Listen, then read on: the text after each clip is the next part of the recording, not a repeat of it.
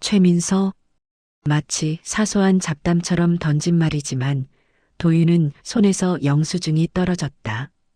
24년 전 목숨보다 사랑했던 여자 최민서. 도윤은 용기를 내서 다진에게 물어보았다. 저기 아까 최민서라고 한 거 엄마 이름인가요? 늦가을 저녁 6시 서울 강남의 한복판에 자리한 한도그룹 본사 앞 광장입니다. 퇴근을 서두르는 직장인들의 발걸음이 분주하고 빌딩 숲 사이로 찬바람이 매섭게 스며듭니다. 50이 넘어선 한도윤은 오늘도 회의실에서 임원들과 마주 앉아 내년도 사업 계획을 논의했습니다. 국내 굴지의 건설과 유통 복합 기업을 이끄는 창업주의자 회장인 그는 재산만 수조 원에 달하지만 정작 집에 돌아가도 텅 빈 거실만 기다리고 있을 뿐입니다. 이혼한 지 벌써 10년이 넘었고 공식적으로는 30살 딸 한서정을 후계자처럼 키워왔지만 가끔 밤이 깊어지면 마음 한구석에 채워지지 않는 공허함이 밀려옵니다. 도윤은 정문을 나서며 코트 깃을 세웁니다. 찬바람이 목덜미를 파고들자 문득 따뜻한 게 먹고 싶다는 생각이 듭니다. 평소라면 그냥 차를 타고 집으로 향했겠지만 오늘은 왠지 발걸음이 무겁습니다. 회사 정문 바로 앞, 최근 몇 주 전부터 자리 잡은 작은 호빵 노점이 눈에 들어옵니다. 하얀 김이 모락모락 피어오르는 찜통 옆에서 젊은 여자가 환하게 웃으며 손님들에게 호빵을 건네고 있습니다. 퇴근 시간이라 그런지 줄이 제법 깁니다. 도윤은 평소엔 직원들 눈도 있고 체면도 있어서 노점 앞에 서본 적이 없었지만 오늘따라 속이 허하고 외로워서 그만 발을 멈춥니다. 노점 앞으로 다가가자 24쯤 돼 보이는 여자가 밝은 목소리로 인사합니다. 겨울 점퍼 위에 앞치마를 두르고 목에는 낡아 보이는 은색 동전 모양의 펜던트가 걸려 있습니다.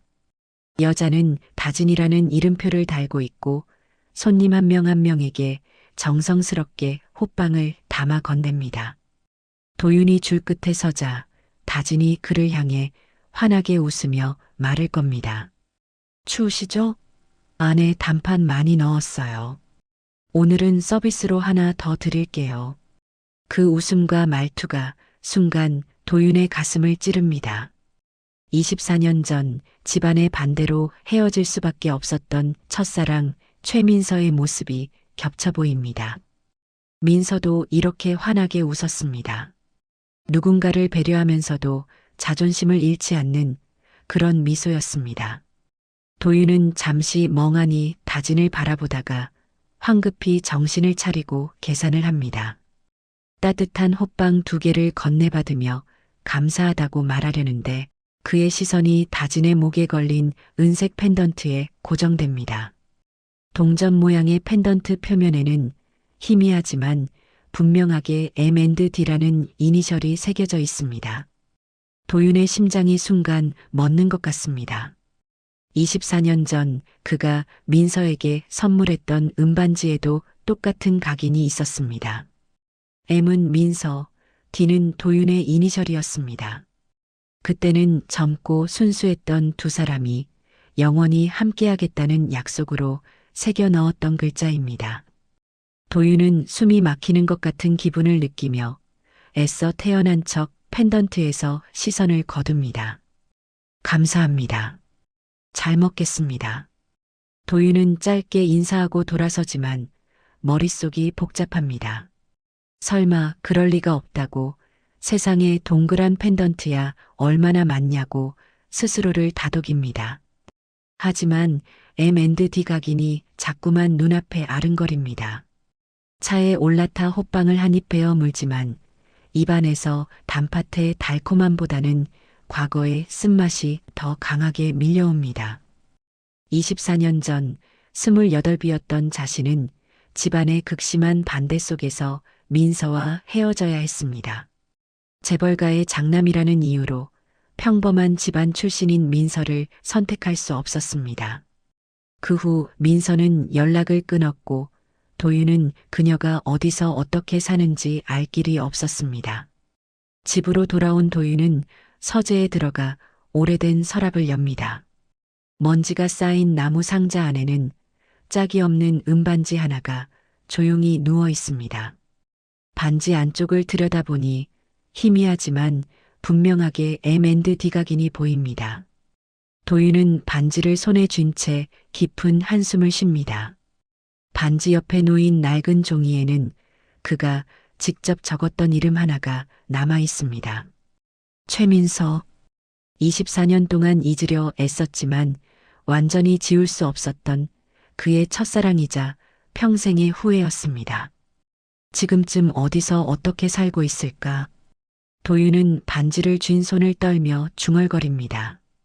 그때 오늘 호빵 노점에서 본 다진의 환한 미소, 그녀의 눈매, 그리고 목에 걸린 은색 펜던트가 계속해서 머릿속을 맴돕니다.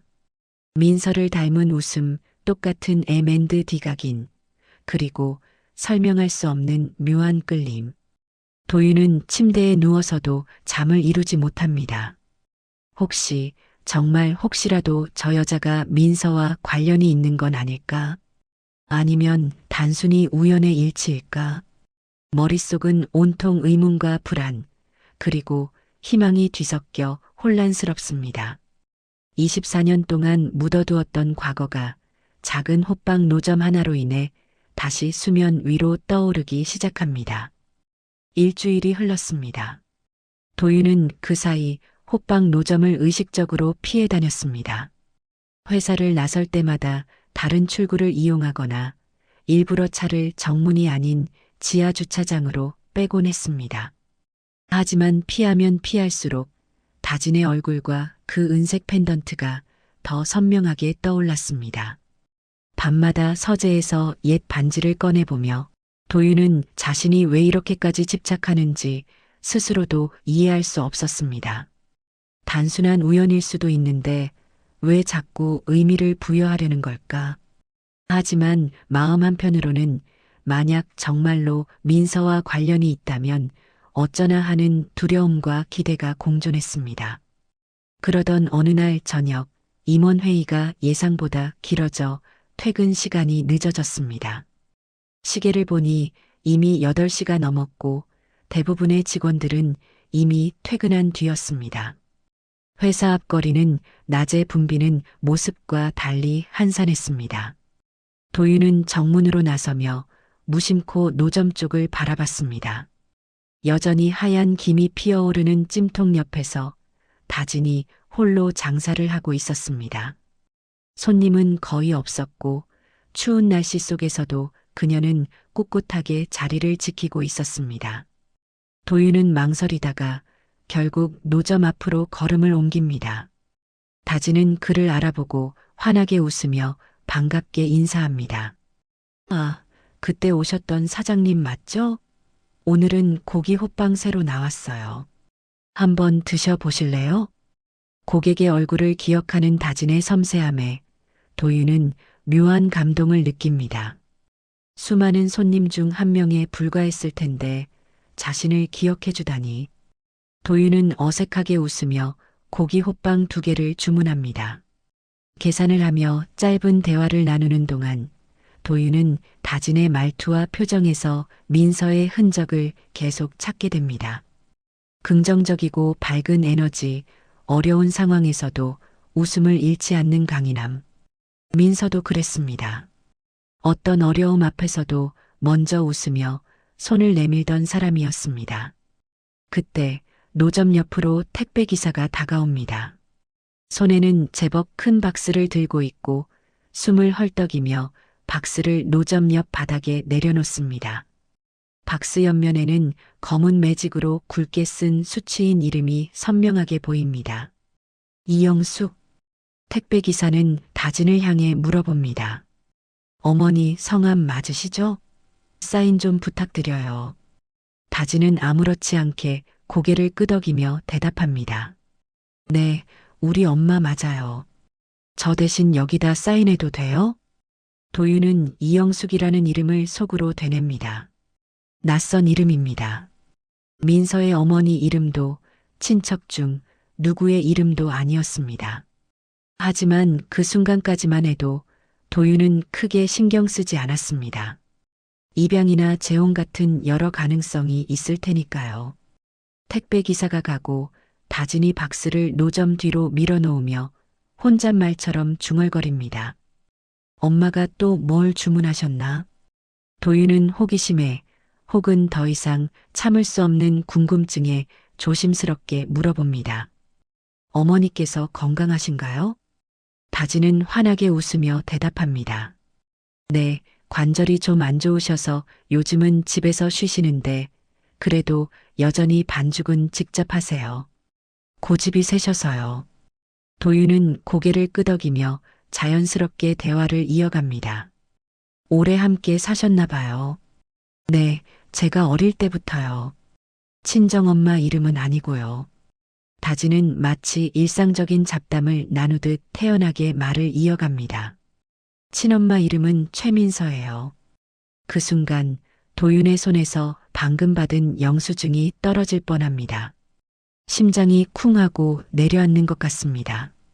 귀에서 윙하는 소리가 들리고 눈앞이 순간 하얗게 변하는 것 같습니다. 최민서. 24년 동안 잊으려 애썼지만 단 하루도 완전히 잊을 수 없었던 그 이름이 지금 이 젊은 여자의 입에서 나왔습니다. 도윤은 애써 침착함을 유지하려 하지만 목소리가 떨리는 걸 어쩔 수 없습니다. 친엄마 이름이요? 네. 얼굴은 기억도 안 나요. 제가 둘도 안 된 나이에 돌아가셨대요. 그냥 서류에만 남아있는 이름이죠. 다지는 아무렇지 않게 말하지만 도윤의 귀에는 최민서라는 이름만 메아리처럼 울립니다. 둘도 안 된 나이. 돌아가셨다. 서류에만 남아있는 이름. 각각의 단어들이 도윤의 머릿속에서 퍼즐처럼 맞춰지기 시작합니다. 24년 전 민서는 26이었습니다. 만약 그때 아이를 낳았다면 지금 그 아이는 24쯤 됐을 겁니다. 눈앞의 다진과 정확히 같은 나이입니다.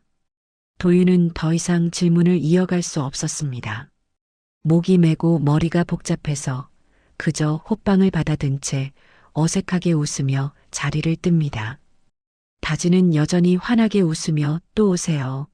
라고 인사하지만 도윤은 그 말이 제대로 들리지 않습니다. 차에 올라타자마자 그는 핸들을 붙잡고 깊은 숨을 몰아쉽니다. 손이 떨리고 가슴이 두근거립니다. 24년 전의 기억들이 파도처럼 밀려옵니다. 민서와 헤어진 후 도윤은 몇 달 동안 그녀를 찾으려 했습니다. 하지만 민서는 연락을 완전히 끊었고 친구들도 그녀의 행방을 알지 못했습니다. 그러던 중 누군가에게서 들은 이야기가 있었습니다. 민서가 혼자 아이를 낳았다는 소문. 그리고 얼마 후 지방으로 내려갔다가 교통사고로 세상을 떠났다는 소식. 도윤은 그 소식을 듣고 망연자실했지만 확인할 방법이 없었습니다. 아이의 성별도 이름도 어디로 갔는지도 아무것도 알 수 없었습니다.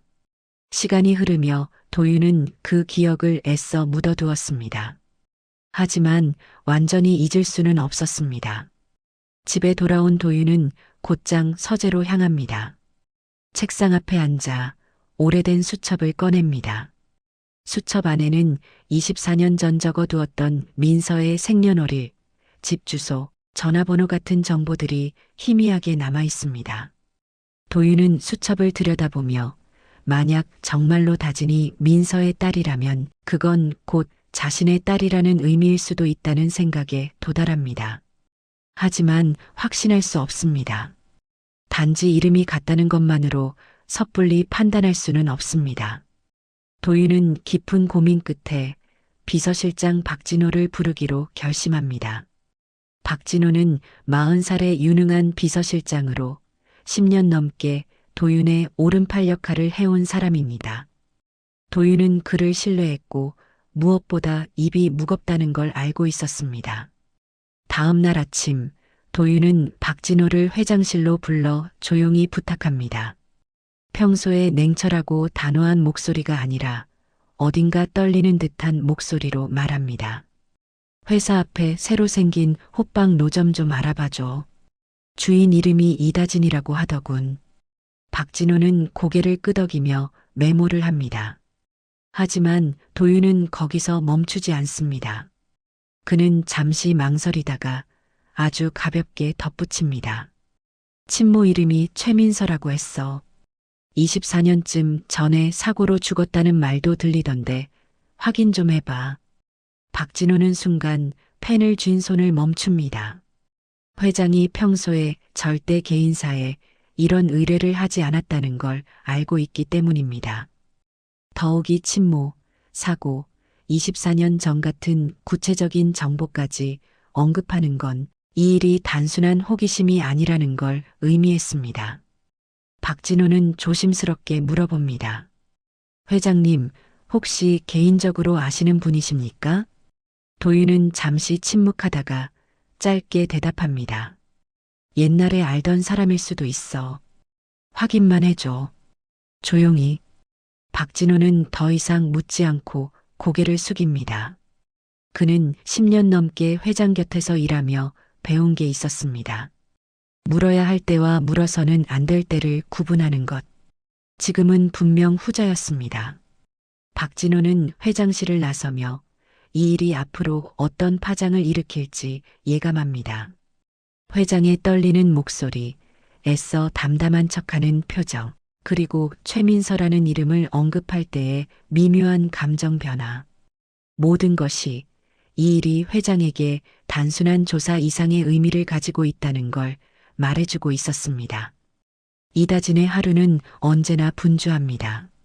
아침 6시에 일어나 입양 엄마 이영숙을 위해 간단한 아침을 준비하고 7시에는 동네 편의점으로 출근합니다.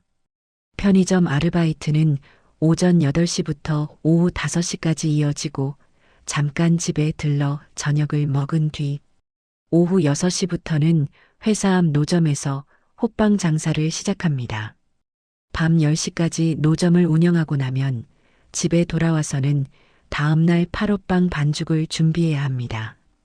영숙이 관절염 때문에 힘든 작업을 할 수 없게 되면서 반죽의 절반 이상은 다진의 몫이 되었습니다.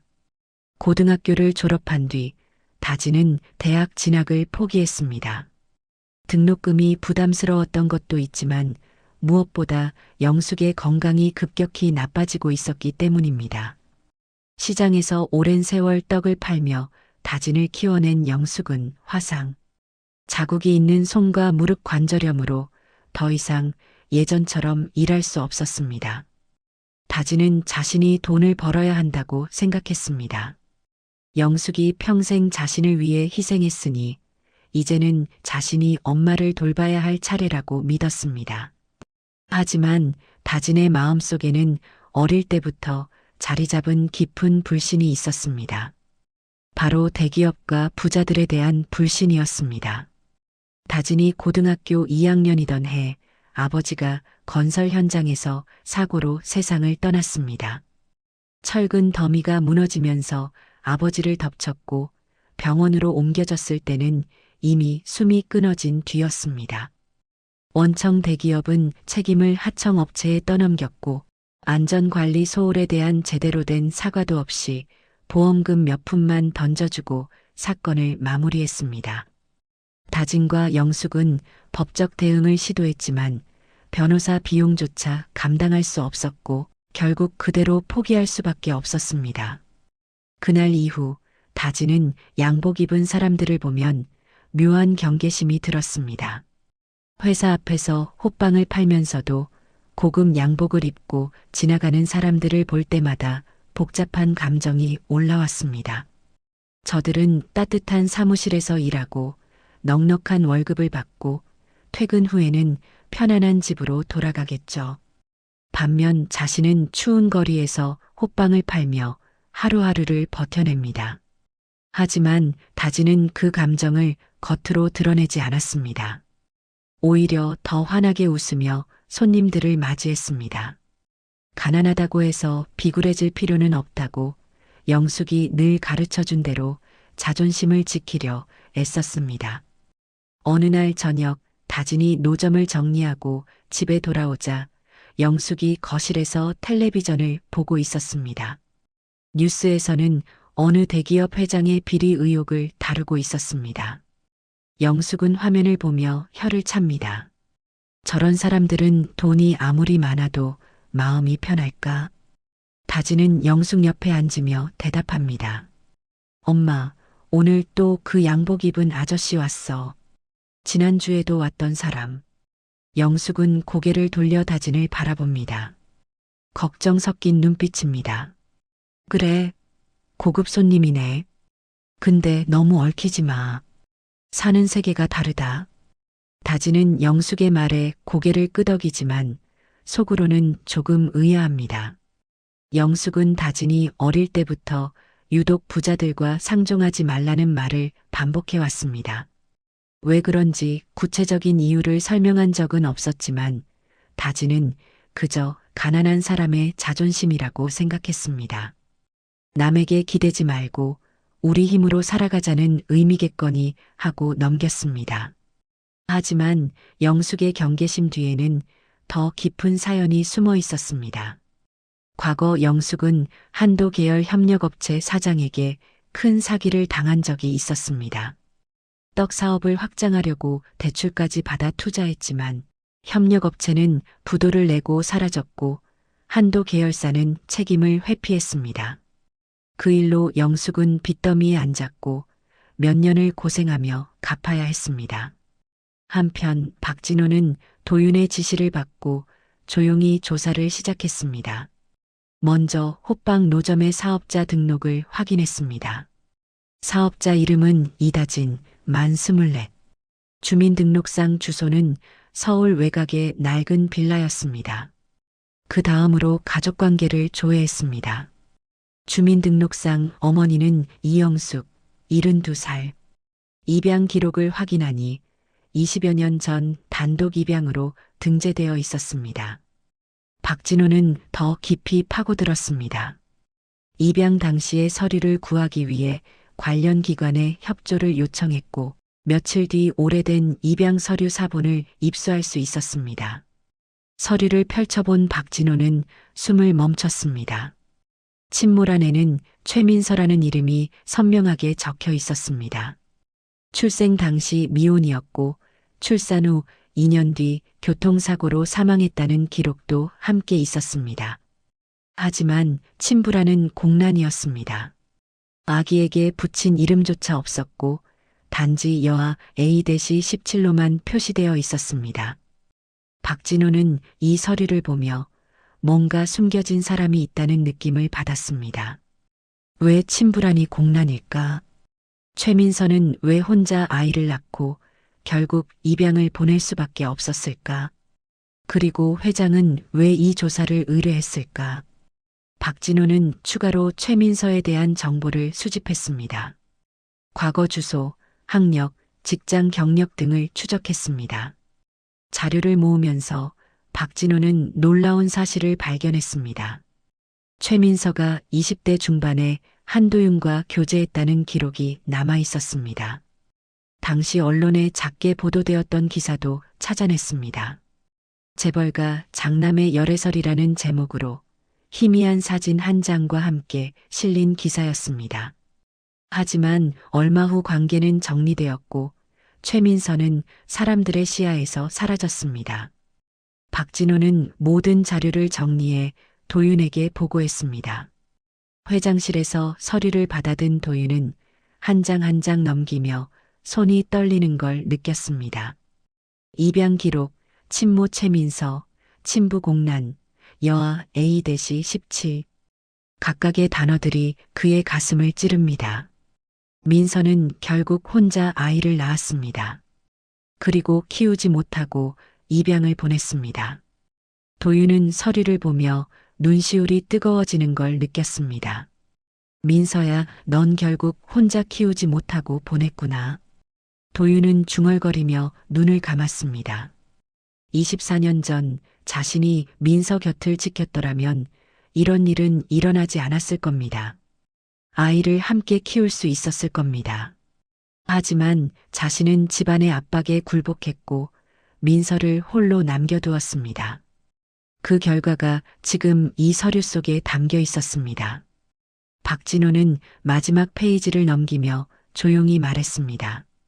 회장님, 여기 입양 당시 촬영한 사진도 있습니다. 도윤은 떨리는 손으로 사진을 받아들었습니다. 흑백 사진 속에는 겨우 몇 개월 된 아기가 누워 있었습니다. 아기는 작은 손으로 무언가를 쥐고 있었습니다. 도윤은 사진을 자세히 들여다봤습니다. 아기가 쥔 것은 작은 은반지였습니다. 반지의 디자인은 자신이 민서에게 선물했던 것과 똑같았습니다. 도윤은 서랍에서 자신이 보관하고 있던 반지를 꺼내 사진과 비교했습니다. 같았습니다. 완전히 똑같았습니다. 도윤은 사진을 쥔 채 의자에 깊이 기대 앉았습니다. 이제 더 이상 의심할 여지가 없었습니다. 다지는 민서의 딸이었고 그렇다면 자신의 딸일 가능성이 매우 높았습니다.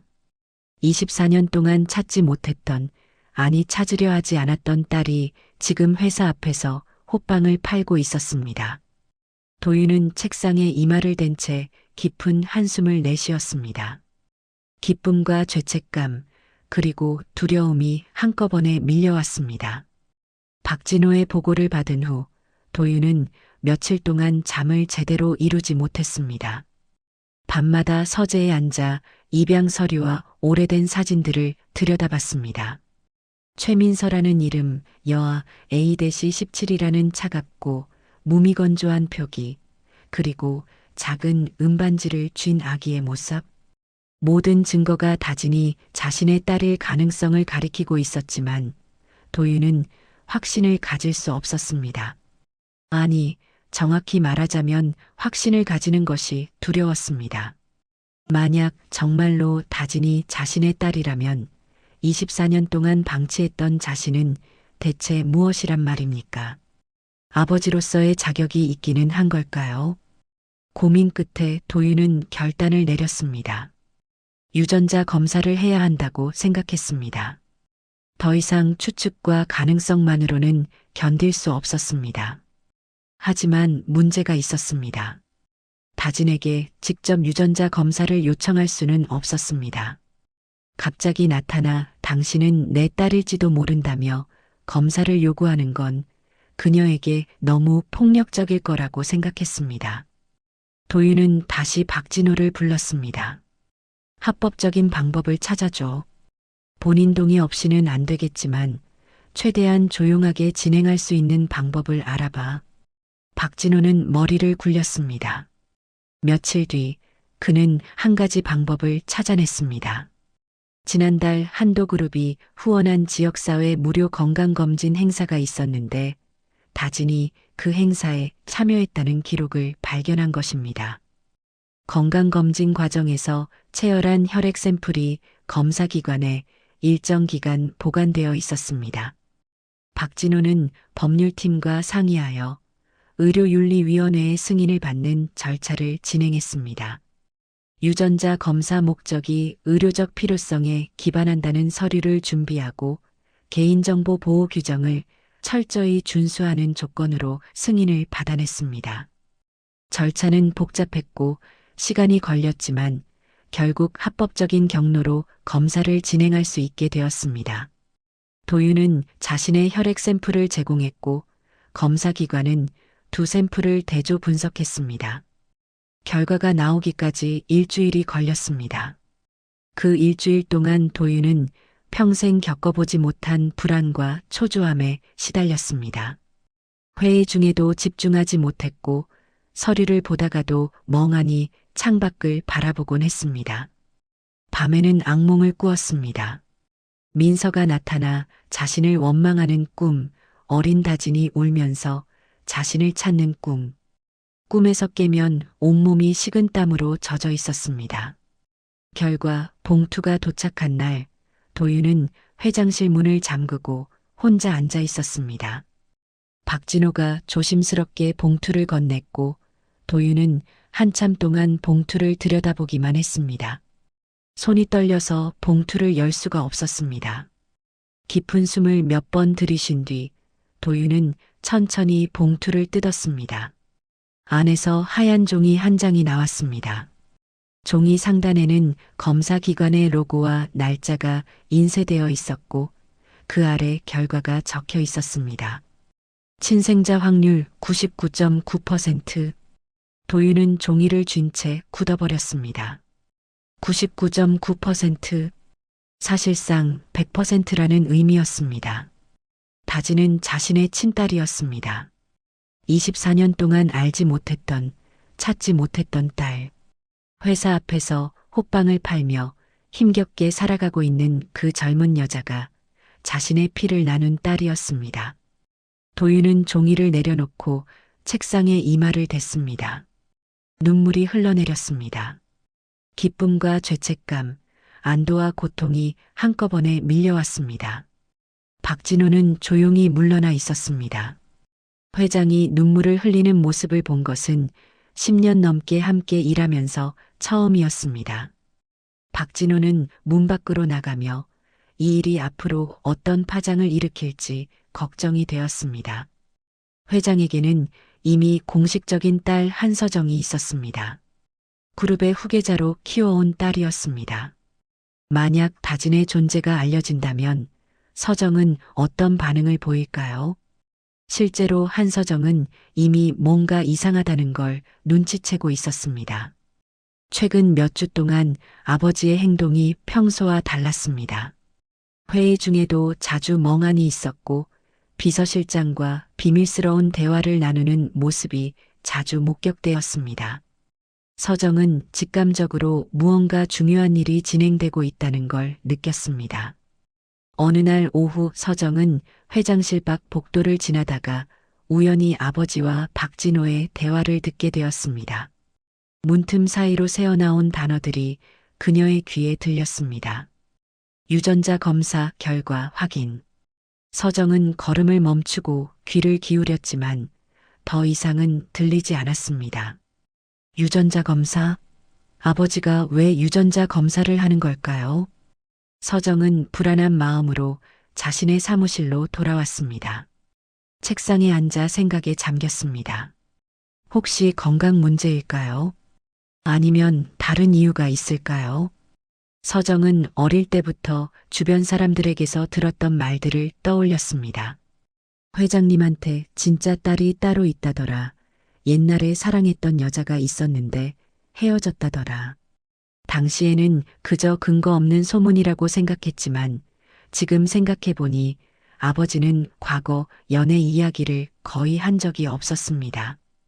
자신의 어머니에 대해서도 별로 말하지 않았습니다. 서정의 어머니는 서정이 어릴 때 이혼했고 지금은 외국에 살고 있었습니다. 서정은 점점 더 불안해졌습니다.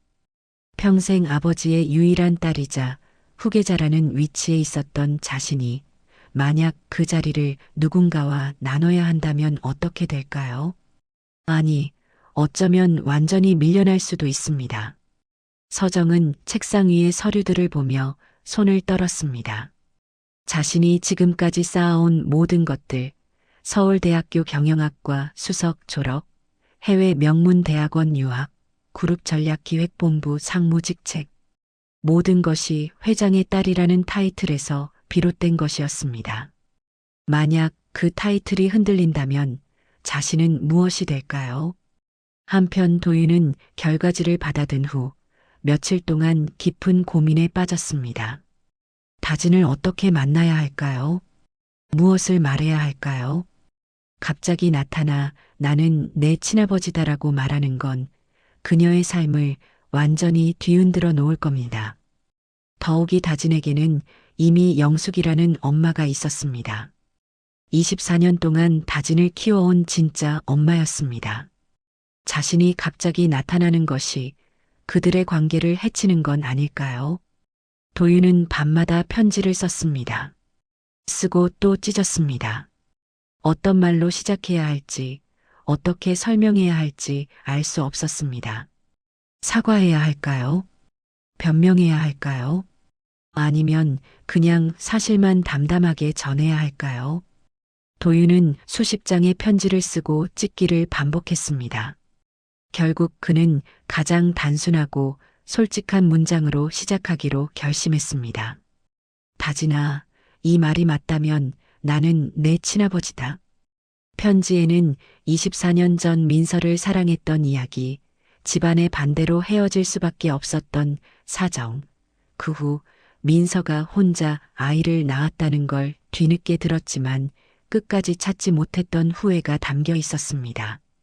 도윤은 변명하지 않으려 했습니다.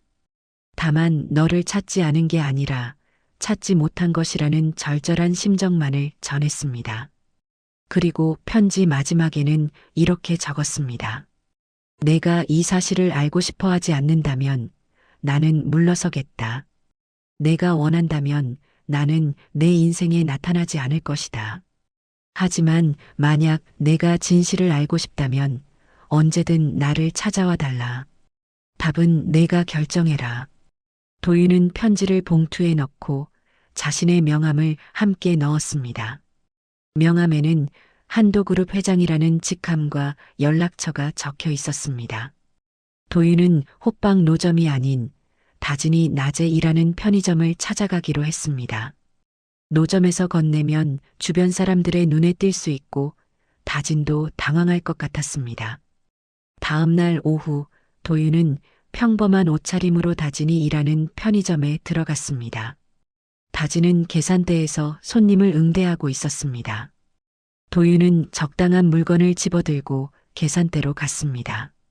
다진은 그를 알아보고 환하게 웃으며 인사했습니다. 어머, 호빵 사가시던 사장님이시네요. 편의점까지 오셨어요? 도윤은 어색하게 웃으며 대답했습니다. 지나는 길이라서요. 다진 씨, 잠깐 시간 있을까요? 다진은 시계를 보며 고개를 끄덕였습니다. 쉬는 시간이에요. 잠깐이면 괜찮아요. 도윤은 편의점 밖으로 나가며 다진을 불렀습니다. 편의점 옆 작은 공터에서 도윤은 조심스럽게 봉투를 꺼냈습니다. 손이 떨렸지만 최대한 담담하게 말했습니다. 언제 시간이 되면 읽어봐줬으면 합니다. 답은 내가 결정해라. 나는 내 결정을 존중하겠습니다. 도윤은 자신이 누군지 명확히 밝히지 않았습니다. 다만 명함과 함께 편지를 건넸을 뿐입니다. 다진은 봉투를 받아들고 의아한 표정을 지었지만 도윤은 더 이상 말하지 않고 돌아섰습니다. 뒤돌아서는 순간 도윤의 눈에는 눈물이 맺혀 있었습니다. 그날 밤 다진은 집에 돌아와 봉투를 펼쳤습니다. 영숙은 이미 잠들어 있었고 다진은 자신의 방에서 조용히 편지를 읽기 시작했습니다. 첫 문장을 읽는 순간 다진의 손이 떨렸습니다. 나는 내 친아버지다. 다진은 숨이 막히는 것 같았습니다. 계속해서 편지를 읽어 내려갔습니다. 최민서라는 이름, 24년 전의 사랑, 집안의 반대, 헤어짐, 그리고 찾지 못했던 후회. 모든 것이 편지 속에 담겨 있었습니다. 다진은 편지를 다 읽고 나서 한참 동안 멍하니 앉아 있었습니다. 자신은 버려진 아이가 아니었습니다. 찾지 못한 아이였습니다. 엄마 최민서는 자신을 사랑했지만 현실 때문에 보낼 수밖에 없었습니다. 그리고 지금 친아버지라는 사람이 나타나 자신을 찾았다고 말하고 있었습니다. 다진은 눈물을 흘렸습니다. 슬픔인지 기쁨인지 알 수 없는 복잡한 감정이 밀려왔습니다. 편지를 받은 후 다진은 며칠 동안 아무에게도 연락하지 않았습니다. 명함에 적힌 번호를 들여다보면서도 전화를 걸 용기가 나지 않았습니다. 한도그룹 회장 한도윤. 그 이름 앞에서 다진은 작아지는 자신을 느꼈습니다. 자신은 지금까지 이영숙의 딸로 살아왔습니다. 가난했지만 행복했고 비록 힘들었지만 자존심만큼은 지키며 살아왔습니다. 그런데 갑자기 재벌 회장의 딸이라는 신분이 주어진다면 자신은 대체 누가 되는 걸까요? 이다진인가요? 아니면 한도윤의 딸인가요?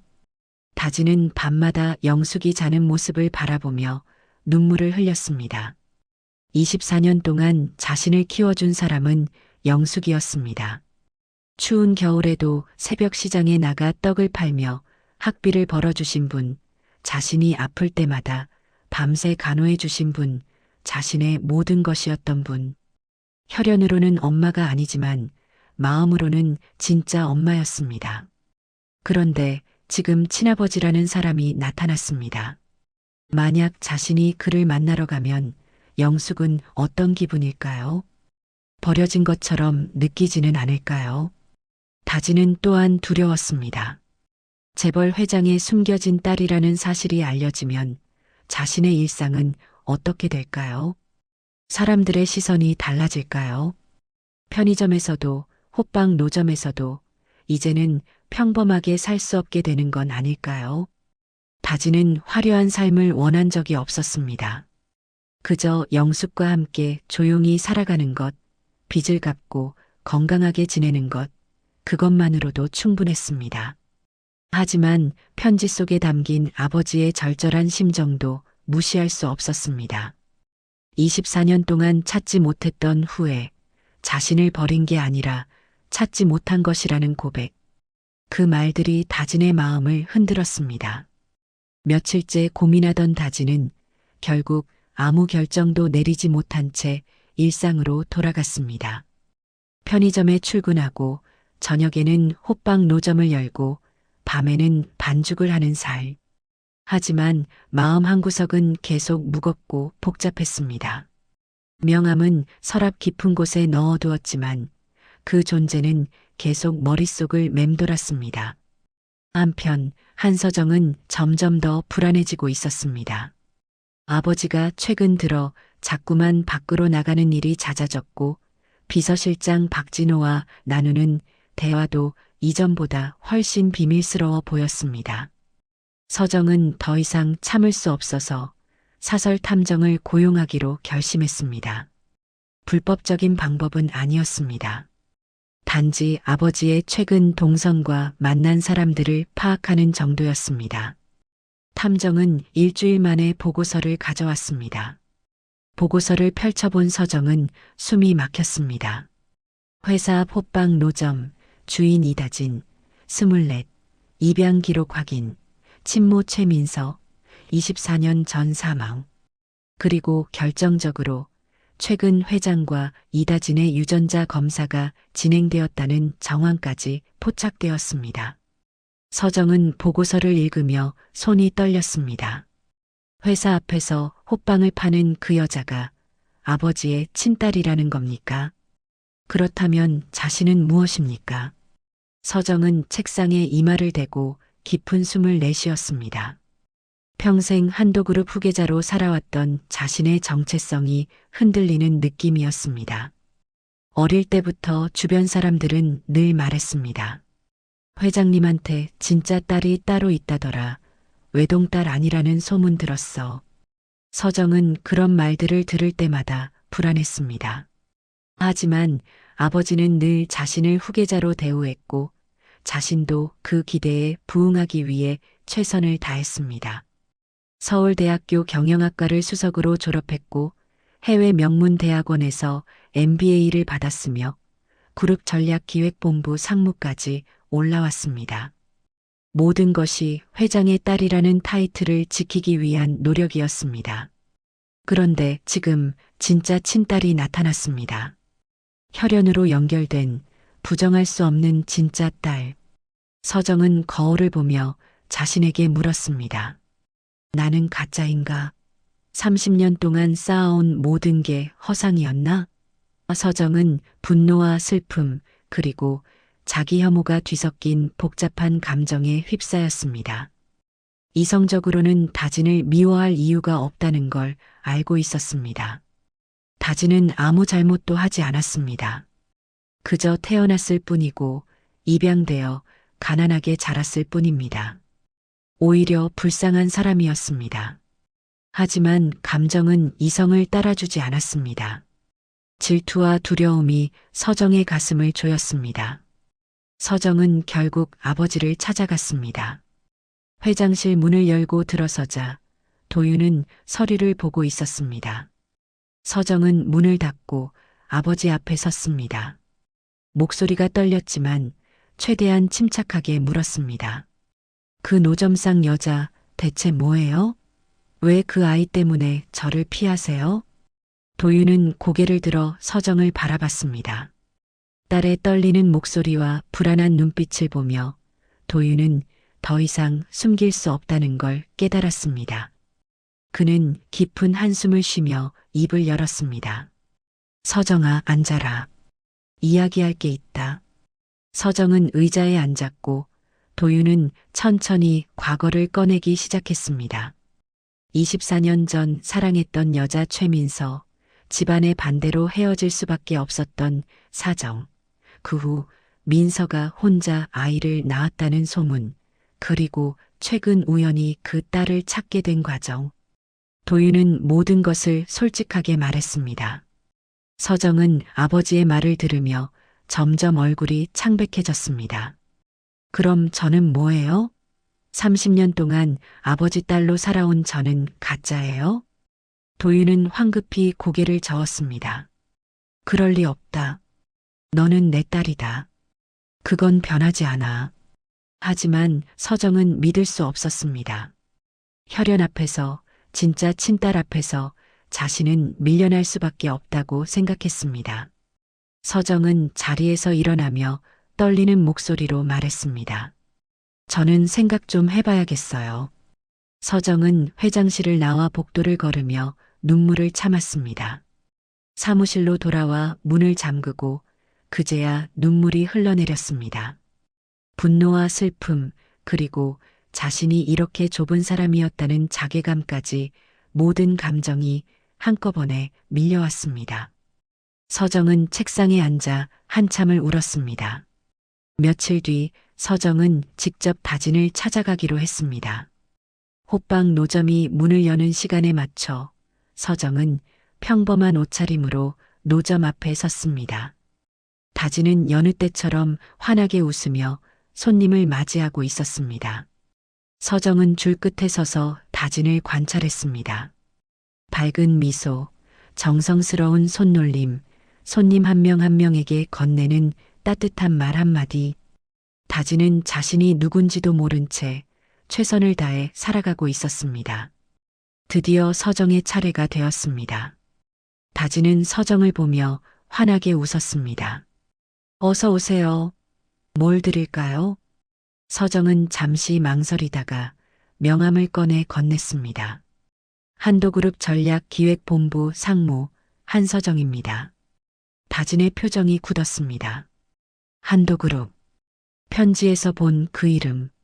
다진은 명함을 받아들고 서정을 바라봤습니다. 서정은 침착하게 말했습니다. 잠깐 이야기 좀 나눌 수 있을까요? 두 사람은 노점 옆 벤치에 앉았습니다. 서정은 차갑게 말하려 했지만 막상 입을 열려니 목소리가 떨렸습니다. 다진의 순수한 눈빛을 보니 준비했던 날카로운 말들이 목구멍에서 막혔습니다. 서정은 결국 단순하게 물었습니다. 편지 받았죠? 회장님한테서. 다진은 고개를 끄덕였습니다. 서정은 계속 말을 이어갔습니다. 저는 회장님의 딸입니다. 법적으로는 외동딸이고요. 다진은 아무 말도 하지 못했습니다. 서정은 다진의 반응을 보며 자신이 기대했던 것과는 다른 감정을 느꼈습니다. 질투나 분노가 아니라 묘한 연민과 혼란이었습니다. 다진은 자신을 위협하려는 사람이 아니었습니다. 오히려 자신보다 더 혼란스러워하는, 그저 평범하게 살고 싶어하는 사람이었습니다. 서정은 더 이상 말을 잇지 못하고 자리에서 일어났습니다. 저도 생각이 정리가 안 돼서요. 일단 이만. 서정은 돌아서서 걸어갔습니다. 하지만 마음속은 더욱 복잡했습니다. 다진을 미워하고 싶었지만 미워할 수가 없었습니다. 오히려 자신이 더 초라하게 느껴졌습니다. 모든 것을 가진 자신이 왜 이렇게 작은 사람이 되어 있는 걸까요? 집으로 돌아온 서정은 밤새 잠을 이루지 못했습니다. 침대에 누워 천장을 바라보며 수없이 많은 생각이 머릿속을 스쳤습니다. 그리고 새벽녘 서정은 하나의 결심을 하게 됩니다. 잘못된 결심이었지만 당시의 서정은 다른 방법을 찾을 수 없었습니다. 언론을 이용하기로 한 것입니다. 만약 다진의 존재가 대중에게 알려진다면 아버지도 섣불리 움직이지 못할 것이고 다진도 부담을 느껴 물러설지도 모른다고 생각했습니다. 서정은 평소 알고 지내던 경제지 기자 윤가영에게 연락했습니다.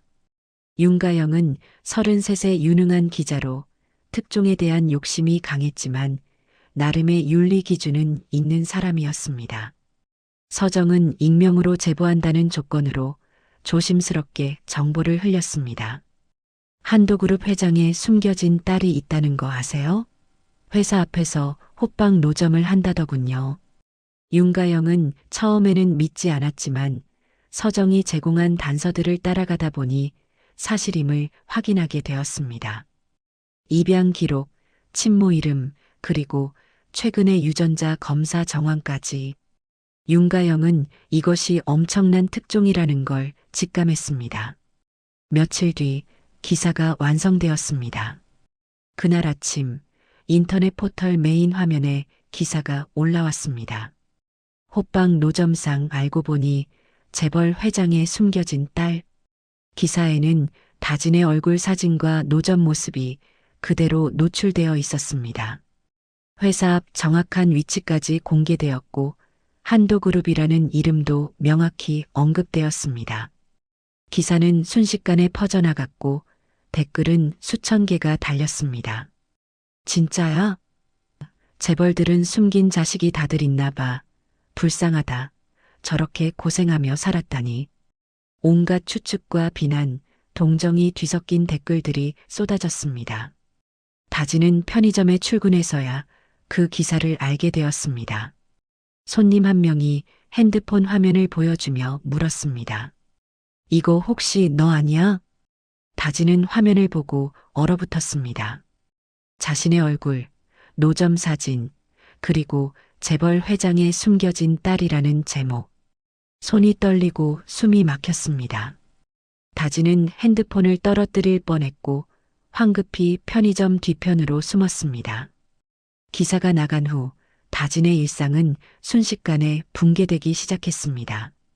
편의점에서 그날 일을 마치고 나온 다진은 저녁 6시가 되어 평소처럼 회사 앞 노점을 열려고 했습니다. 하지만 노점 주변에는 이미 기자들과 구경꾼들이 몰려들어 있었습니다. 카메라를 든 사람들, 핸드폰을 들고 사진을 찍으려는 사람들, 그리고 호기심 어린 눈빛으로 다진을 바라보는 사람들로 가득했습니다. 다진은 발걸음을 멈추고 뒤로 물러섰습니다. 심장이 빠르게 뛰고 손이 떨렸습니다. 한 기자가 다진을 알아보고 다가왔습니다. 이다진 씨 맞죠? 잠깐만 인터뷰 좀 부탁드립니다. 한도그룹 회장님과의 관계가 정말 사실인가요? 다른 기자도 마이크를 들이밀며 물었습니다. 어릴 때부터 자신이 재벌 딸인 걸 알고 계셨나요? 왜 이렇게 가난하게 사신 건가요? 다진은 대답할 수 없었습니다. 목이 메고 말이 나오지 않았습니다. 카메라 플래시가 터지고 사람들이 점점 가까이 다가왔습니다. 다진은 두려움에 뒤로 물러서며 손으로 얼굴을 가렸습니다. 누군가가 다진의 팔을 잡으려 하자 다진은 비명을 지르며 뿌리쳤습니다. 그리고 그 자리에서 도망쳤습니다. 노점 기구들을 그대로 둔 채 다진은 인파를 헤치고 골목길로 사라졌습니다. 집으로 돌아온 다진은 문을 잠그고 방 안에 숨었습니다. 핸드폰에는 수없이 많은 전화와 문자가 쏟아져 들어왔습니다. 모르는 번호들이었습니다. 기자들, 취재 요청, 심지어 악플과 협박 메시지까지 섞여 있었습니다. 다진은 핸드폰을 꺼버렸습니다. 영숙이 방문을 두드리며 걱정스러운 목소리로 물었습니다. 다진아, 괜찮아? 무슨 일이야? 다진은 대답할 수 없었습니다. 그저 이불을 뒤집어 쓰고 울기만 했습니다. 자신이 무엇을 잘못한 걸까요? 그저 태어났을 뿐인데 왜 이렇게 되어야 하는 걸까요? 평범하게 살고 싶었을 뿐인데 왜 카메라 앞에서 도망쳐야 하는 걸까요? 다음 날 더 큰 문제가 생겼습니다. 다진이 낮에 일하던 요양병원에서 연락이 왔습니다. 병원 원장이 조심스럽게 말했습니다. 다진 씨, 정말 미안한데요.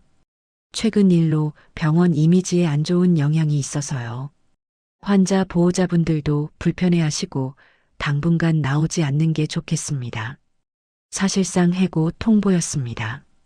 다진은 항변하고 싶었지만 할 말이 없었습니다.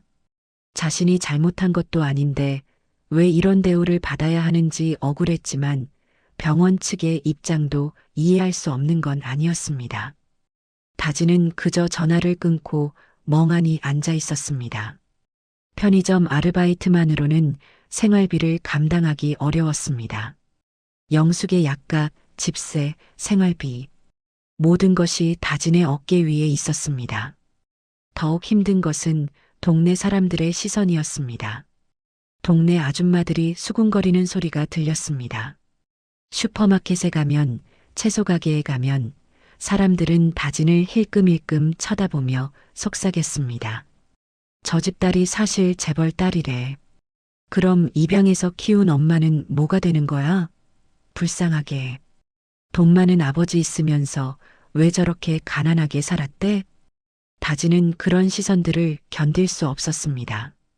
사람들은 자신을 동정하거나 호기심 어린 눈빛으로 바라보거나 아니면 비난했습니다. 어떤 시선이든 다진에게는 고통이었습니다. 자신은 그저 평범하게 살고 싶었을 뿐인데 이제는 어디를 가도 재벌 딸이라는 꼬리표가 따라다녔습니다. 가장 힘든 것은 영숙과의 관계였습니다. 영숙은 텔레비전에서 뉴스를 보고 모든 걸 알게 되었습니다. 한도그룹 회장의 숨겨진 딸, 호빵 노점상, 입양 기록, 모든 것이 화면에 나왔습니다. 영숙은 뉴스를 보며 입술을 깨물었습니다. 24년 전 입양 계약서에 적혀 있던 이름, 최민서, 그리고 침불안에 공란으로 남아있던 그 자리. 영숙은 오래전부터 뭔가 사연이 있을 거라고 짐작하고 있었습니다. 하지만 다진에게는 말하지 않았습니다. 아이가 상처받을까봐, 친모를 원망하게 될까봐 숨겨왔던 것입니다. 어느 날 저녁 영숙은 다진을 거실로 불러 앉혔습니다. 두 사람은 마주보고 앉았지만 한참 동안 아무 말도 하지 못했습니다. 결국 영숙이 먼저 입을 열었습니다. 진짜야? 내 친아버지가 회장이란 게. 다진은 고개를 숙인 채 눈물을 흘렸습니다. 그리고 울먹이며 모든 것을 털어놓았습니다.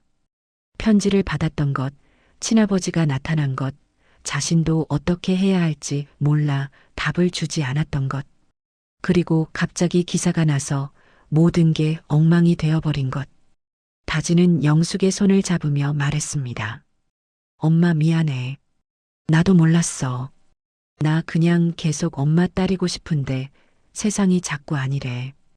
영숙은 다진의 손을 꽉 쥐었습니다. 손이 떨리고 있었습니다. 영숙의 마음속에는 복잡한 감정이 소용돌이쳤습니다. 24년 동안 자신의 딸로 키워온 아이가 이제 진짜 아버지를 만날 수도 있다는 사실. 기쁜 일이어야 했습니다. 다진이 더 나은 환경에서 살 수 있다면 영숙은 기꺼이 물러설 수도 있었습니다. 하지만 동시에 아이를 잃을지도 모른다는 두려움도 있었습니다. 영숙의 인생에서 다진은 전부였습니다. 만약 다진이 떠난다면 자신에게 남는 것은 무엇일까요? 며칠 뒤 더 큰 재앙이 찾아왔습니다. 동네 슈퍼마켓에 장을 보러 간 영숙은 주인 아주머니와 다른 손님들이 자신에 대해 이야기하는 걸 들었습니다. 저 사람 입양해서 키웠다는데 이제 진짜 부자 아버지 나타났으니까 버림받는 거 아니야? 재벌한테 돈 받아내려고 그러는 거 아닐까? 영숙은 그 말을 듣고 가슴이 무너지는 것 같았습니다. 자신은 돈 때문에 다진을 키운 게 아니었습니다. 진심으로 사랑했고 자신의 전부를 바쳤습니다. 하지만 세상은 그렇게 보지 않았습니다. 영숙은 장바구니를 든 채 그 자리에 서 있었고 갑자기 머리가 어지러워지기 시작했습니다. 시야가 흐려지고 다리에 힘이 풀렸습니다. 영숙은 그대로 바닥에 쓰러졌습니다. 다급한 신고를 받고 구급차가 왔습니다. 다지는 병원으로 달려왔고 응급실 밖에서 기다렸습니다. 의사가 나와서 진단을 설명했습니다. 뇌출혈입니다. 오래된 고혈압과 최근의 극심한 스트레스가 겹쳐서 터진 것 같습니다. 다행히 수술은 성공했지만 며칠간 중환자실에서 관찰해야 합니다. 다지는 그 말을 듣고 주저앉았습니다. 복도 바닥에 무릎을 꿇고 울기 시작했습니다. 모든 게 자신 때문이었습니다. 자신이 재벌 딸이라는 사실이 알려지지 않았다면 영숙은 이런 스트레스를 받지 않았을 것입니다. 동네 사람들의 수군거림도 세상의 시선도 모든 것이 영숙을 짓눌렀고 결국 쓰러뜨렸습니다. 다지는 자신을 원망했습니다. 엄마 나 때문에 이렇게 된 거지? 나 그냥 안 찾았으면 됐는데. 중환자실 앞에서 다지는 유리창 너머로 누워있는 영숙을 바라봤습니다. 산소 마스크를 쓰고 여러 기계에 연결된 채 누워있는 영숙의 모습이 너무나 작고 약해 보였습니다. 24년 동안 자신을 위해 희생했던 사람. 추운 새벽 시장에 나가 떡을 팔며 학비를 벌어주던 사람. 자신이 아플 때마다 밤새 간호해주던 사람. 그 사람이 지금 죽을지도 모르는 상황에 놓여 있었습니다. 다지는 유리창에 이마를 대고 울었습니다. 자신이 회장의 딸이라는 사실이 행복이 아니라 재난처럼 느껴졌습니다. 그날 저녁 도윤도 병원 소식을 듣고 달려왔습니다. 박진호가 급히 보고했고 도윤은 회의를 중단하고 병원으로 향했습니다. 병원 복도에 도착했을 때 도윤은 멀리서 중환자실 앞에 앉아 있는 다진을 보았습니다. 그녀는 무릎을 안고 고개를 숙인 채 울고 있었습니다. 작고 외로워 보이는 뒷모습이었습니다. 도윤은 다가가려다가 발걸음을 멈췄습니다. 자신이 다가가면 다지는 어떤 반응을 보일까요? 반가워할까요? 아니면 원망할까요? 도윤은 멀리서 다진을 바라보며 깊은 죄책감에 사로잡혔습니다. 자신이 그들의 삶을 망쳐놓았다는 생각이 들었습니다. 만약 자신이 다진을 찾지 않았다면, 편지를 보내지 않았다면 이런 일은 일어나지 않았을 것입니다. 다진과 영숙은 비록 가난했지만 평화롭게 살고 있었습니다. 하지만 자신이 나타나면서 모든 것이 엉망이 되었습니다. 언론의 관심, 사람들의 시선, 그리고 결국 영숙이 쓰러지는 상황까지 모든 것이 자신 때문이었습니다. 도윤은 복도 벽에 기대서서 눈을 감았습니다. 24년 전 자신이 민서 곁을 떠나지 않았다면 모든 것이 달라졌을 것입니다. 함께 아이를 키울 수 있었을 것이고 다지는 이렇게 고생하지 않았을 것입니다. 영숙도 이런 스트레스를 받지 않았을 것입니다. 하지만 시간은 되돌릴 수 없었습니다. 도윤은 주먹을 쥔 채 이를 악물었습니다. 뒤늦게 나타나 아버지라고 주장하는 것이 얼마나 이기적인 행동이었는지 깨달았습니다. 간호사가 다진에게 다가가 말했습니다. 보호자분, 환자분 상태가 안정되었습니다. 잠깐 들어가 보실 수 있어요. 다진은 고개를 들고 중환자실 안으로 들어갔습니다. 도윤은 유리창 너머로 그 모습을 지켜봤습니다. 다진이 영숙의 손을 잡고 무언가 말하는 모습이 보였습니다. 비록 소리는 들리지 않았지만 다진의 떨리는 어깨와 눈물로 얼룩진 얼굴이 모든 것을 말해주고 있었습니다. 도윤은 그 장면을 보며 자신이 얼마나 큰 실수를 저질렀는지 절감했습니다. 딸을 찾았다는 기쁨보다 그들의 삶을 파괴했다는 죄책감이 훨씬 더 컸습니다. 도윤은 조용히 병원을 나왔습니다. 차에 올라타서도 한참을 움직이지 못했습니다. 핸들을 붙잡고 깊은 한숨을 내쉬며 도윤은 스스로에게 물었습니다. 자신은 과연 아버지가 될 자격이 있는 걸까요? 24년 동안 아무것도 해주지 못했던 사람이 이제 와서 딸이라고 주장할 권리가 있는 걸까요? 그리고 무엇보다 다진에게 자신의 존재가 축복이 아니라 저주가 되어버린 지금 자신은 무엇을 해야 하는 걸까요? 영숙이 쓰러진 지 사흘째 되는 날 기적처럼 의식을 되찾았습니다. 중환자실 모니터에서 미약하게 움직이던 손가락을 간호사가 발견했고 곧 의사가 달려와 검사를 시작했습니다. 다진은 유리창 너머에서 그 모습을 지켜보며 가슴이 터질 것 같았습니다. 의사가 밖으로 나와 말했습니다. 의식이 돌아왔습니다. 아직 완전히 회복된 건 아니지만 위험한 고비는 넘긴 것 같습니다. 다진은 그 말을 듣고 주저앉으며 울음을 터뜨렸습니다. 사흘 동안 제대로 먹지도 자지도 못하고 병원 복도에서 지냈던 다진은 안도감에 온몸에 힘이 빠져나가는 것을 느꼈습니다. 간호사가 다진을 부축해 일으켜 세우며 말했습니다. 들어가 보세요. 환자분이 보호자님을 찾고 계십니다. 다진은 떨리는 발걸음으로 중환자실 안으로 들어갔습니다. 침대에 누워있는 영숙은 여전히 산소 마스크를 쓰고 있었지만 눈은 또렷하게 뜨고 있었습니다. 다진을 보자 영숙의 눈에서 눈물이 흘러내렸습니다. 다진은 영숙의 손을 잡으며 울먹였습니다. 엄마 깨어나서 다행이야. 나 정말 무서웠어. 엄마 없이 나 혼자 어떻게 살아. 다진은 말을 잇지 못하고 울기만 했습니다. 영숙은 힘겹게 손을 들어 다진의 머리를 쓰다듬었습니다. 목소리는 여전히 약했지만 또렷하게 말했습니다. 미안해. 엄마가 약해서. 다진은 고개를 저으며 영숙의 손을 꽉 쥐었습니다. 눈물이 멈추지 않았습니다. 다진은 떨리는 목소리로 말했습니다. 엄마, 나 욕심 안 부릴게. 회장님 딸이고 뭐고 다 싫어. 우리 그냥 예전처럼 살자. 나한테는 엄마밖에 없어. 영숙은 힘겹게 고개를 저었습니다. 산소 마스크 너머로 들리는 목소리는 약했지만 단호했습니다. 바보야, 내가 뭘 잘못했어. 넌 사랑받을 자격이 있는 애야. 나한테도 그 사람한테도. 다진은 그 말을 듣고 더욱 울음을 터뜨렸습니다. 자신은 욕심을 부린 게 아니었습니다. 단지 편지를 받았을 뿐이고 어떻게 해야 할지 몰라 망설였을 뿐이었습니다. 하지만 세상은 자신을 욕심 많은 사람으로 재벌 아버지를 찾아 나선 사람으로 몰아갔습니다.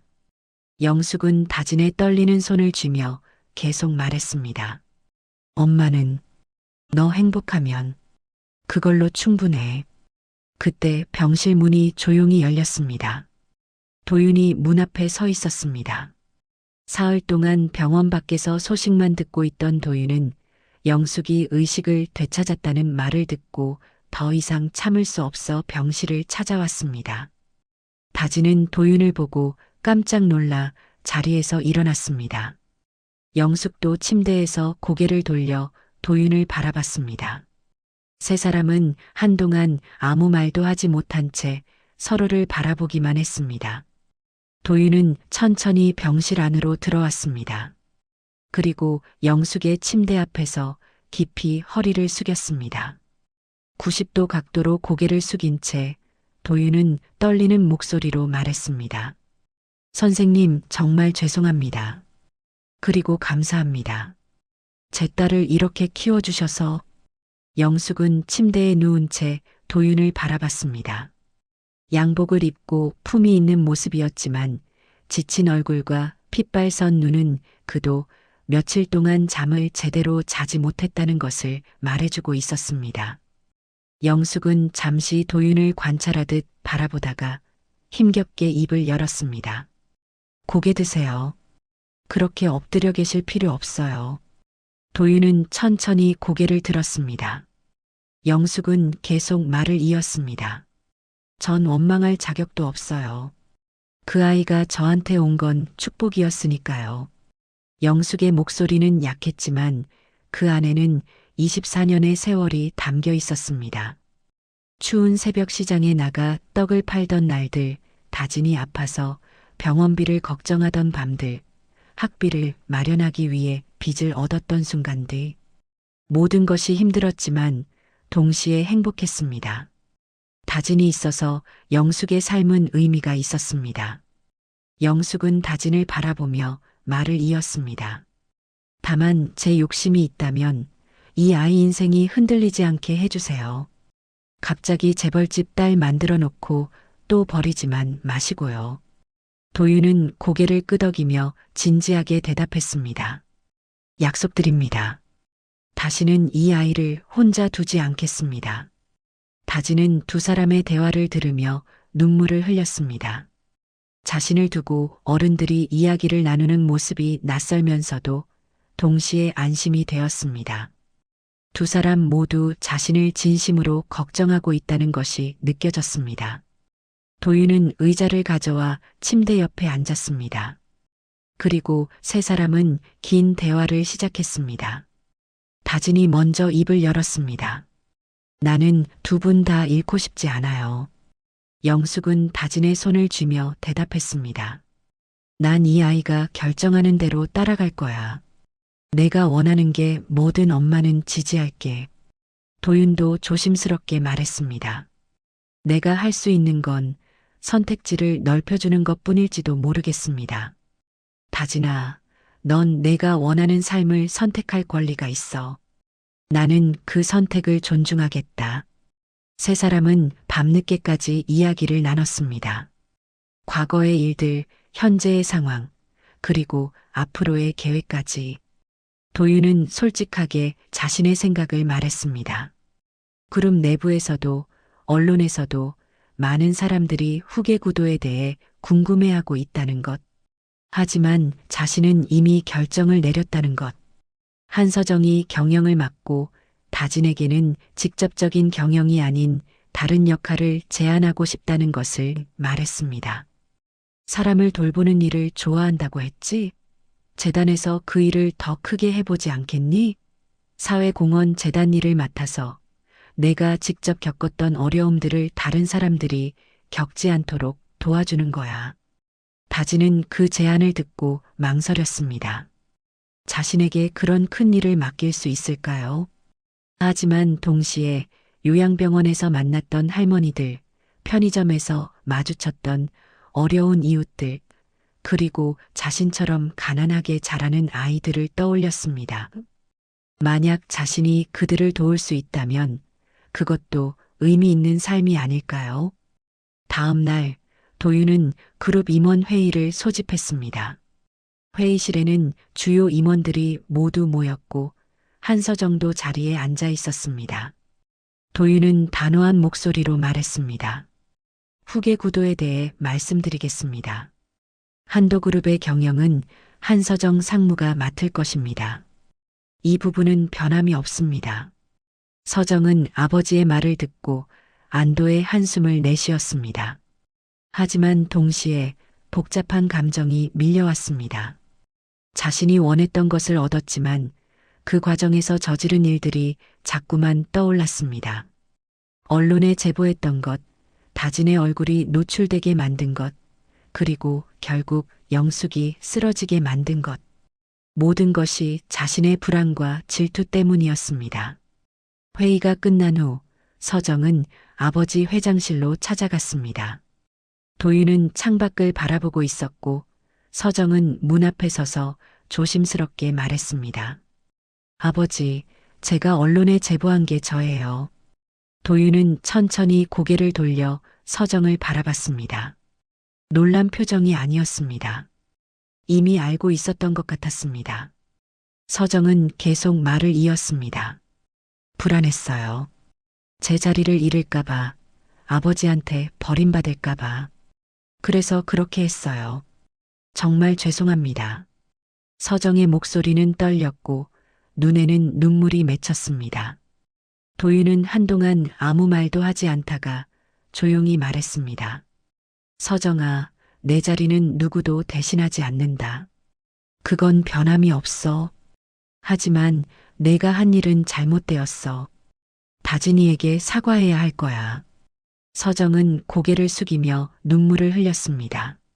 자신이 저질렀던 일의 무게가 이제야 제대로 느껴졌습니다. 한 사람의 삶을 망가뜨릴 뻔했다는 것, 그리고 그 사람이 자신의 이복 동생이라는 것. 서정은 아버지에게 고개를 숙이고 회장실을 나왔습니다. 며칠 후 영숙이 일반 병실로 옮겨졌습니다. 상태가 많이 호전되어 이제는 간단한 대화도 가능했습니다. 다지는 병실에서 영숙을 간호하며 지냈고 가끔 도윤이 찾아와 과일이나 필요한 물품들을 가져다 주었습니다. 두 사람은 어색했지만 조금씩 서로를 알아가고 있었습니다. 어느 날 오후 병실 문이 노크되었습니다. 문이 열리고 한서정이 들어섰습니다. 손에는 꽃다발을 들고 있었고 얼굴에는 긴장한 표정이 역력했습니다. 다지는 서정을 보고 놀라 자리에서 일어났습니다. 영숙도 침대에서 고개를 돌려 서정을 바라봤습니다. 서정은 병실 안으로 들어와 꽃다발을 침대 옆 탁자에 놓았습니다. 그리고 영숙과 다진을 번갈아 보며 떨리는 목소리로 말했습니다. 제가 죄송합니다. 저 때문에. 서정은 말을 잇지 못하고 눈물을 흘렸습니다. 영숙은 침대에서 서정을 바라보며 조용히 말했습니다. 다 지나갈 일이에요. 다들 처음이라 서툰 거죠. 영숙은 잠시 멈췄다가 다진을 바라보며 말을 이었습니다. 우리 다진이 언니 맞죠? 그 말을 듣는 순간 서정의 눈에서 눈물이 쏟아졌습니다. 언니라는 단어가 가슴을 쳤습니다. 평생 외동딸로 살아왔던 자신에게 이제 동생이 생겼습니다. 혈연으로는 이복 동생이지만 마음으로는 진짜 동생이 될 수 있을 것 같았습니다. 서정은 울먹이며 다진에게 다가갔습니다. 다진도 눈물을 흘리며 서정을 마주봤습니다.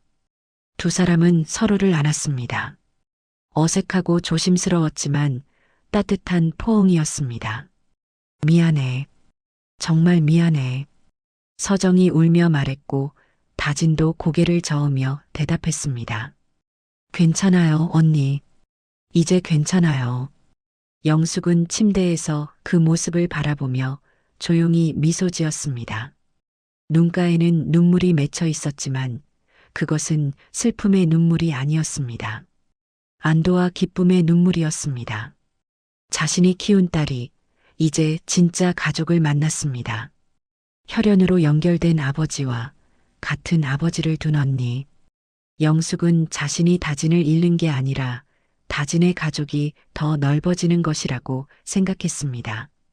병실 밖 복도에서 도윤이 유리창 너머로 그 장면을 지켜보고 있었습니다. 두 딸이 서로를 안고 우는 모습, 그리고 영숙이 미소 짓는 모습, 도윤의 눈에도 눈물이 맺혔습니다. 24년의 공백이 조금씩 채워지고 있었습니다. 완전하지는 않았고 여전히 어색하고 서툴렀지만 적어도 시작은 했습니다. 도윤은 복도 벤치에 앉아 깊은 숨을 내쉬었습니다.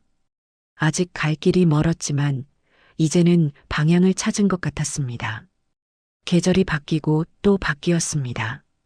눈이 내리고 봄이 오고 여름이 지나가고 다시 가을이 찾아왔습니다. 1년이라는 시간이 흘렀습니다. 그 1년 동안 많은 것이 변했습니다. 한도그룹은 새로운 방향을 모색했고 사회공헌을 강화한 기업 이미지로 대중 앞에 섰습니다. 무엇보다 한도인생나눔재단이라는 이름의 재단을 출범시켰습니다. 재단의 목표는 명확했습니다. 가난과 불평등 때문에 기회를 잃은 사람들에게 다시 한번 기회를 주는 것, 그리고 산업 현장에서 다친 사람들과 그 가족들을 지원하는 것이었습니다. 이다지는 재단의 부이사장이 되었습니다. 25살의 젊은 나이에 부이사장이라는 직함을 받은 것에 대해 처음에는 많은 비판이 있었습니다. 사람들은 재벌 딸이라서 자리를 받은 거 아니냐고 수군거렸습니다. 하지만 다지는 그런 시선에 흔들리지 않았습니다. 1년 동안 다지는 현장을 누볐습니다. 저소득층 노인들이 모이는 경로당을 찾아가 무료 급식 프로그램을 직접 운영했고, 산업재해로 가족을 잃은 유가족들을 일일이 만나 그들의 이야기를 들었습니다. 요양병원에서 일하던 경험, 편의점에서 만났던 사람들, 그리고 자신이 직접 겪었던 가난의 무게를 기억하며 다지는 진심으로 사람들을 돌봤습니다. 어느 날 재단 사무실에서 다지는 직원들과 회의를 하고 있었습니다. 테이블 위에는 새로운 프로젝트 기획서가 펼쳐져 있었습니다. 청년 자립 지원 프로그램이라는 제목이 적혀 있었고, 그 아래에는 구체적인 계획들이 빼곡히 적혀 있었습니다. 다지는 직원들을 바라보며 말했습니다. 제가 호빵 팔던 시절 만났던 분들부터 도와주고 싶어요. 그분들은 지금도 거리에서 장사하고 계실 거예요. 추운 겨울에도, 더운 여름에도 우리가 그분들에게 조금 더 나은 환경을 만들어 드릴 수 있지 않을까요? 직원들은 고개를 끄덕이며 다진의 말에 동의했습니다. 1년 전만 해도 호빵을 팔던 사람이 이제는 다른 사람들을 돕는 위치에 서 있었습니다. 그 변화가 기적처럼 느껴지면서도 동시에 자연스러웠습니다. 다지는 자신이 받은 도움을 다시 세상에 돌려주고 있었습니다. 한편 한서정은 그룹 경영의 전면에 나섰습니다. 상무에서 부사장으로 승진했고, 이제는 해외 사업 확장과 신사업 전략을 직접 총괄하고 있었습니다. 베트남과 인도네시아에 새로운 공장을 세우는 프로젝트를 성공적으로 이끌었고, 친환경 건축자재 개발에도 투자를 확대했습니다. 서정은 1년 전의 자신과는 완전히 달라져 있었습니다. 더 이상 누군가와 자리를 경쟁한다는 생각을 하지 않았습니다. 오히려 다진과 협력하는 것이 그룹 전체에 도움이 된다는 것을 깨달았습니다. 경영과 사회공헌, 두 축이 함께 움직일 때 한도그룹은 더 강해질 수 있었습니다. 어느 가을날 오후 한도그룹은 기자 간담회를 열었습니다. 재단의 1년 성과를 발표하고 앞으로의 계획을 공유하는 자리였습니다. 넓은 컨퍼런스 홀에는 수십 명의 기자들이 모여 있었고, 카메라 플래시가 끊임없이 터졌습니다. 무대 위에는 도윤과 서정, 그리고 다진이 나란히 서 있었습니다. 1년 전만 해도 상상할 수 없었던 장면이었습니다. 서정이 먼저 마이크를 잡고 말했습니다. 저는 한도그룹의 경영을 책임지고 있습니다. 회사의 현재와 미래를 만들어가는 것이 제 역할입니다. 다진이 이어서 말했습니다.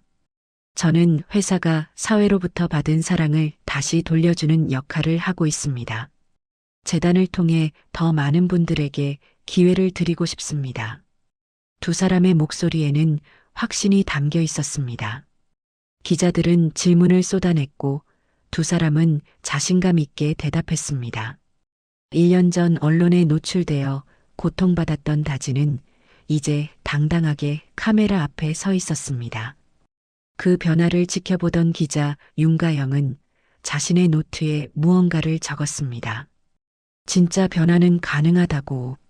1년 전 자극적인 기사를 썼던 자신이 부끄러웠지만 동시에 이 가족이 진짜로 달라졌다는 것을 증언하고 싶었습니다. 영숙은 몇 달간의 재활 치료를 마치고 집으로 돌아왔습니다. 왼쪽 팔과 다리가 여전히 불편했지만 일상생활은 가능한 정도로 회복되었습니다. 영숙은 재단의 노인 프로그램에 참여하기 시작했습니다. 매주 화요일 오후에는 재단이 운영하는 경로당에 가서 다른 어르신들과 함께 그림을 그리고 노래를 불렀습니다. 처음에는 어색했지만 시간이 지나면서 영숙은 그곳에서 새로운 친구들을 만났습니다.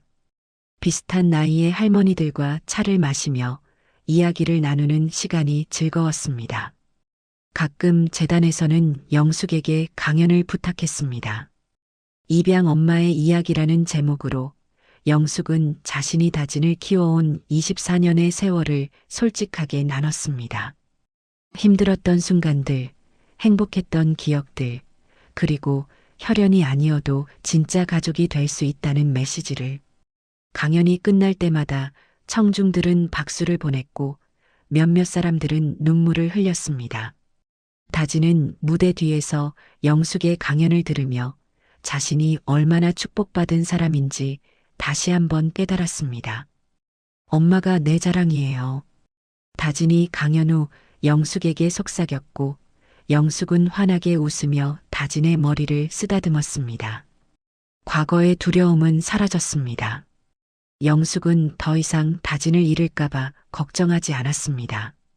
다진에게 친아버지와 언니가 생긴 것이 자신이 밀려나는 것이 아니라 다진의 가족이 넓어지는 것이라는 걸 이제는 확신했습니다. 도윤도 변했습니다. 1년 전만 해도 그는 어떤 딸이 진짜 후계자인가를 고민했습니다. 하지만 이제는 그런 질문 자체가 무의미하다는 것을 알았습니다. 서정에게는 경영자로서의 자리를, 다진에게는 삶의 동반자이자 사회 공헌의 리더로서의 자리를 주는 것이 자신이 할 수 있는 최선의 아버지 역할이라고 믿게 되었습니다. 두 딸은 경쟁 상대가 아니라 서로를 보완하는 파트너였습니다.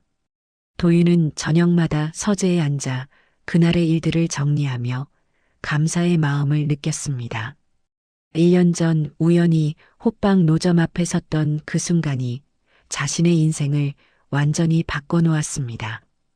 그해 겨울 한도그룹 본사 앞 광장에 특별한 행사가 열렸습니다. 재단의 청년 자립 지원 프로그램 런칭 행사였습니다. 광장 한가운데에는 작은 호빵 노점이 세워져 있었습니다. 깨끗하고 현대적으로 디자인된 노점이었지만 동시에 따뜻한 느낌이 들었습니다.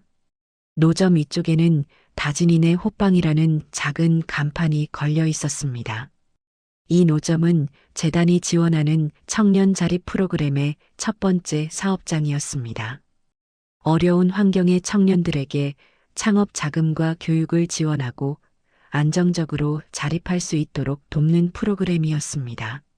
노점을 운영하게 된 청년은 23세의 김민준이라는 청년이었습니다. 고등학교를 졸업하고 여러 아르바이트를 전전하며 살아왔지만 창업할 자본도 없고 기회도 없었던 청년이었습니다. 재단의 프로그램에 선발되어 이제 자신의 노점을 갖게 되었습니다. 민주는 긴장한 얼굴로 찜통 앞에 서 있었고 하얀 김이 모락모락 피어올랐습니다. 오픈 행사에는 많은 사람들이 모였습니다. 직원들, 기자들, 그리고 재단 관계자들. 그 중에서도 가장 먼저 줄을 선 사람들은 도윤, 서정, 영숙, 그리고 다진이었습니다. 네 사람은 나란히 서서 첫 손님이 되어 주었습니다. 1년 전 이 자리에서 도윤과 다진이 처음 만났던 것처럼 이제는 가족 전체가 함께 서 있었습니다. 민주는 떨리는 손으로 호빵을 담았고 다진이 먼저 받았습니다. 다진은 따뜻한 호빵을 손에 쥐고 민준을 바라보며 조용히 말했습니다. 여기서 파는 호빵 하나가 어떤 사람 인생을 통째로 바꿀 수도 있어요. 그러니까 항상 웃으면서 팔아요. 손님 한 분 한 분이 다 소중한 인연이에요. 민주는 고개를 끄덕이며 환하게 웃었습니다. 다진의 말이 격려처럼 느껴졌습니다. 도윤은 그 장면을 지켜보며 1년 전 자신이 이 자리에서 다진에게서 호빵을 샀던 순간을 떠올렸습니다. 그때 다진의 환한 미소, 목에 걸린 은색 펜던트, 그리고 모든 것의 시작이었던 그 우연. 이제 그 자리에 새로운 청년이 서 있고 다진은 그를 격려하는 위치에 있었습니다. 순환이었습니다. 받은 것을 다시 주고 도움받은 사람이 다른 사람을 돕는 아름다운 순환이었습니다. 행사가 끝난 후 저녁 무렵이 되었습니다. 사람들이 하나둘 떠나고 광장은 조용해졌습니다. 도윤과 영숙은 광장 한쪽 벤치에 나란히 앉았습니다. 조금 떨어진 곳에서는 서정과 다진이 웃으며 이야기를 나누고 있었습니다. 두 자매는 이제 정말로 가까워져 있었습니다. 서정은 다진에게 경영에 대한 조언을 해주었고, 다진은 서정에게 현장의 이야기를 들려주었습니다. 서로 다른 영역에서 일하지만 같은 목표를 향해 걸어가고 있었습니다. 도윤이 먼저 입을 열었습니다. 전 딸 하나를 잃었다고 생각했는데 둘이나 얻게 됐네요. 영숙은 조용히 웃으며 대답했습니다. 저도요. 딸 하나 입양했더니 아버지 하나가 덤으로 따라왔네요. 두 사람은 웃으며 눈시울을 붉혔습니다. 농담 같은 말이었지만 그 안에는 깊은 진심이 담겨 있었습니다. 도윤은 영숙 덕분에 딸을 다시 만날 수 있었고, 영숙은 도윤 덕분에 다진의 삶이 더 넓어지는 것을 볼 수 있었습니다. 두 사람은 처음에는 서로를 경계했지만 이제는 같은 편이 되어 있었습니다. 다진을 사랑한다는 공통점이 두 사람을 하나로 묶어주었습니다. 하늘에는 별이 떠오르기 시작했습니다. 차가운 겨울 공기 속에서 네 사람의 숨결이 하얀 김으로 피어올랐습니다. 도윤은 두 딸을 바라보며 24년 전 잃어버렸던 시간을 완전히 되돌릴 수는 없지만 앞으로의 시간은 함께 만들어갈 수 있다고 생각했습니다. 영숙은 다진을 바라보며 자신이 키운 아이가 이렇게 훌륭하게 자란 것에 자부심을 느꼈습니다. 서정은 다진을 바라보며 동생이 있다는 것이 얼마나 큰 축복인지 깨달았습니다. 그리고 다진은 세 사람을 바라보며 자신이 세상에서 가장 부유한 사람이라고 느꼈습니다. 돈이 많아서가 아니라 사랑하는 사람들이 많아서였습니다. 회사 건물의 불빛이 하나둘 꺼지기 시작했습니다. 하루가 끝나가고 있었습니다. 하지만 이 가족의 이야기는 끝나지 않았습니다. 오히려 이제 시작이었습니다. 혈연과 입양, 재벌과 서민, 과거와 현재, 모든 경계를 넘어서 하나가 된 가족. 그들은 각자의 자리에서 최선을 다하며 서로를 지지하고 사랑하며 살아갈 것입니다. 호빵 노점 하나에서 시작된 기적 같은 이야기는 이렇게 따뜻한 결말을 맞이했습니다.